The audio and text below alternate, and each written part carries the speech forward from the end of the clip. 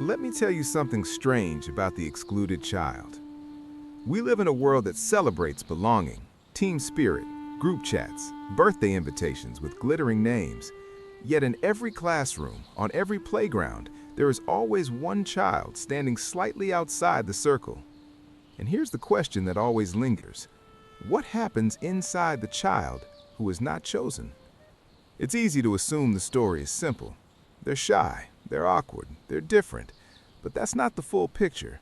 Beneath the surface, there's an entire psychology unfolding quietly in that small body. A psychology of adaptation, of hyper-awareness, of invisible negotiations between the need to belong and the instinct to protect oneself. See, for some children, exclusion is not just social misfortune. It becomes an education, an early lesson in human behavior, in power, in silence. And this isn't about blaming other children or romanticizing pain. It's about understanding what grows in the spaces where belonging doesn't. Because sometimes the child who was left out is not empty. Sometimes they are becoming something. You've seen this child before. They hover at the edge of games. They laugh half a second too late. They pretend to tie their shoe when teams are being picked. They say, "It's okay, I didn't want to play anyway," with a smile that doesn't quite reach their eyes. From the outside, it looks like withdrawal.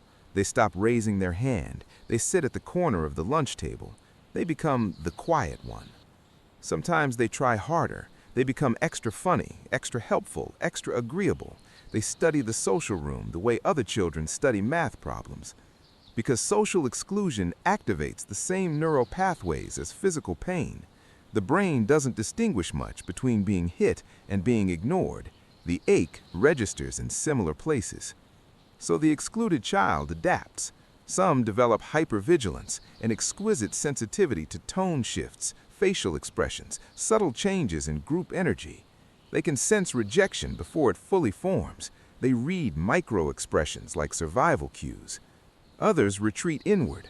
They build rich internal worlds, stories, imaginary friends, inner monologues that feel safer than unpredictable playground politics. And from the outside, people may say they're antisocial.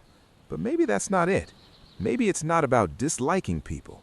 Maybe it's about learning that people can be unpredictable. It's not about being aloof. It's about self-protection. When belonging feels unstable, the psyche searches for control, and control often looks like distance. The excluded child begins to craft an identity around independence. I don't need them. I prefer being alone. And sometimes that becomes true, not because connection isn't desired, but because self-sufficiency feels safer than hope.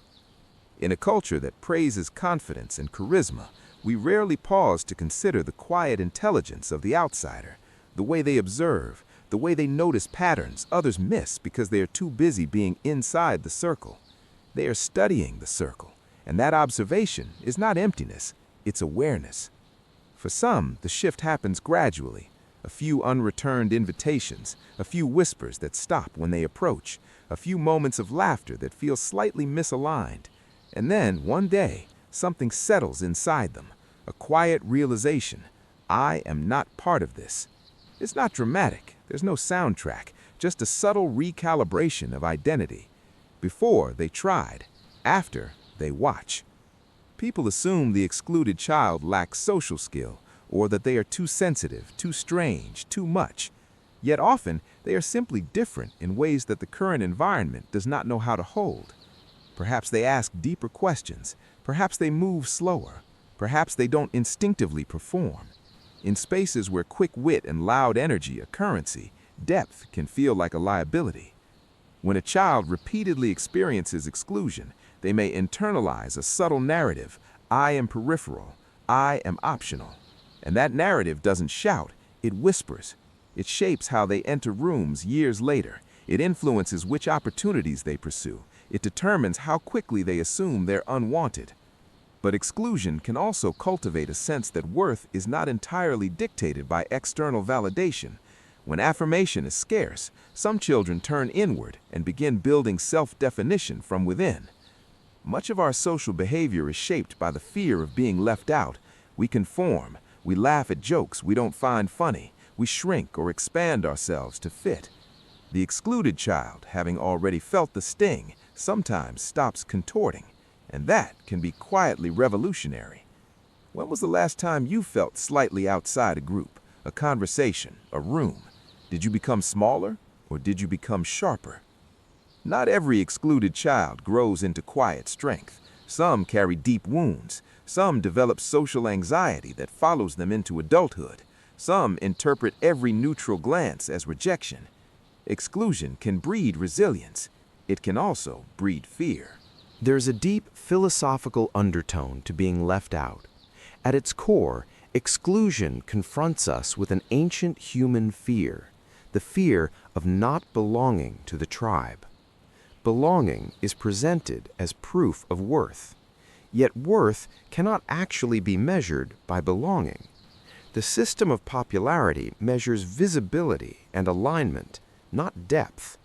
Over time, the one who stands outside may begin to see the mechanics of the circle, how alliances shift, how inclusion can be conditional, and they may start to ask a different question, not how do I get in, but do I even want to be?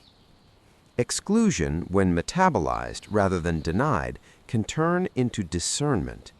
Research shows that children who experience moderate social exclusion sometimes develop heightened empathy and creativity. The same hyper-awareness that once scanned for threat can later tune in to subtle emotional cues. What once hurt can become sensitivity. What once isolated can become introspection. Sometimes the adult who was once the excluded child carries a quiet presence.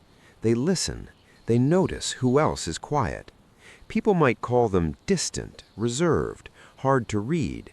But their silence isn't emptiness, it's depth. Maybe real confidence is not the need to be at the center, but the comfort of standing at the edge without dissolving. Maybe the excluded child learned something the included one did not, that identity cannot rely solely on applause.